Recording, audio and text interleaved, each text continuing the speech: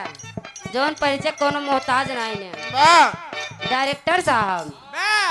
SBS music के proprietor साहब सूरज भैया जी, सूरज प्रजापति, आप हमारे धर्म के बड़े भैया, आप जी के द्वारा ये पंखुड़ियों में गुथा हुआ हार आपके द्वारा 51 रुपया का महान आशीर्वाद। SBS म्यूजिक भैया के चैनल अगर क्यों सब्सक्राइब करे होया भैया तो ठीक बा, अगर जे ना करे होया तो कल सवेरे देखे के मिले। हम दिल निकाले है कहे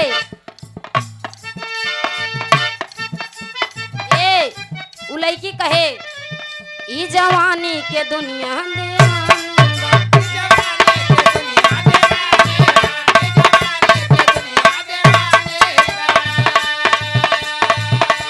ए हो हमारा हुस्न के छलका